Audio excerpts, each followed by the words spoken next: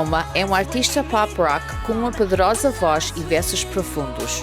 Com dezenas de milhares de seguidores nas redes sociais e plataformas de streaming, Mackenzie tem vindo a destacar-se com a nova geração de fãs e procuram algo mais do que o pop mais básico. The moment that I really decided that this is what I want and I don't know how I'm going to do it, but I'm just going to do it, that's when things kind of started to fall into place.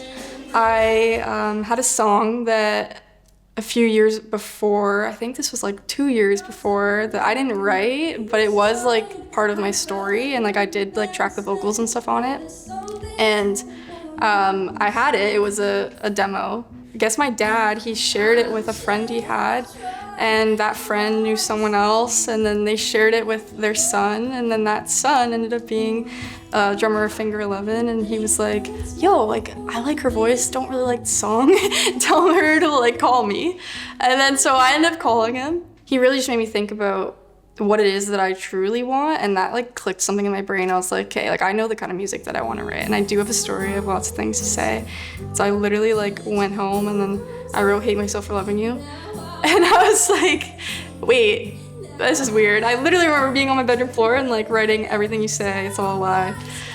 All those lyrics. And then I started putting it to melody, and I showed him. We tracked it, he helped me finish it up, and it was, I can't explain that feeling, hearing the song that you wrote for the first time, that really speaks to who you are, and it was crazy. It was so cool, and I just felt yeah, this is exactly what I'm meant to do, and this just feels right.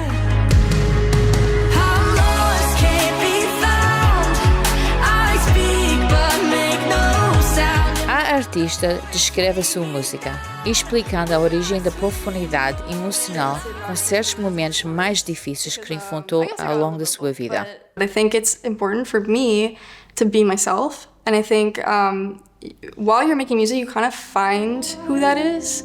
And I think that always is changing too as you get older, and you're learning more about yourself, especially with writing music. You're always learning about yourself.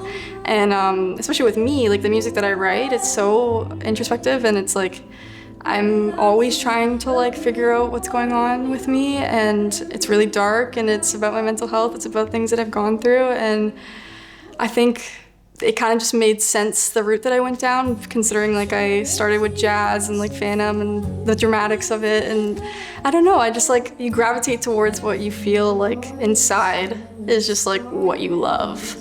Mackenzie explica como a música se tornou numa terapia, encontrando a oportunidade de desabafar as suas ansiedades, amarguras e dor, aconselhando os artistas mais jovens a seguirem os seus passos. If I could even just make one person feel less alone, that's kind of everything to me. I think if I had latched on to something like that when I was really struggling, that would have been amazing. It would have been a game changer. I think I really lacked stability and support for a long time, and I think if music is something that someone can just find themselves in, it's so beautiful. And I don't know, the things that I think I talk about aren't necessarily what everyone is okay with talking about, and that's kind of my mission. It's to say the things that a lot of people don't say, and that's really hard, but I'm trying, and I hope it's working, because I guess that's what makes it worth it, is when someone is hey, I see you, and you're making me feel like you see me, and that's beautiful.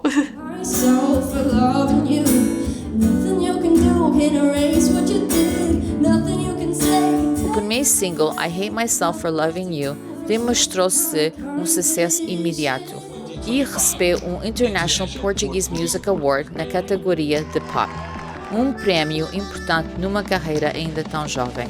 All the way from Canada, one of my own, Hate Myself for Loving You, Mackenzie Arromba! I literally was confused. I remember my friend was filming me, and I literally looked at her, I was and then I didn't even know how to stand up at first, because I was just I'm confused. I think that's the first thing I said actually when I got up on stage. I think it was. I literally got on the stage and I was I'm so confused, which is probably the worst thing to say. I'm so confused.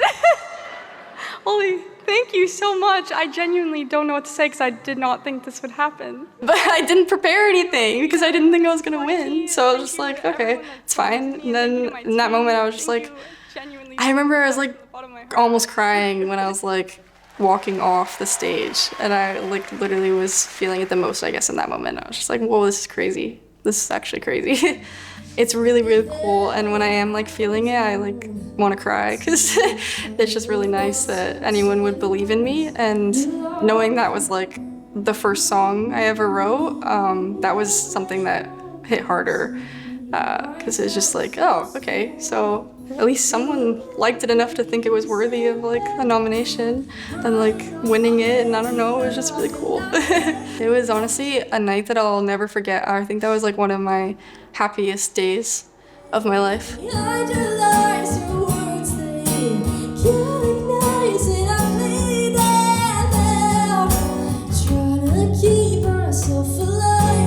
6 months, like I hope that I'm performing a lot more, and like I hope I get to meet a bunch more faces that I've met online, and I don't know, I would love to just like go to another country and perform, and that's kind of like my small dream right now. I really would love to do that. That's kind of everything to me at this moment. I hate when they tell me that I should try harder, and there's no such thing as a mental disorder. It's all in my head, that's what they say.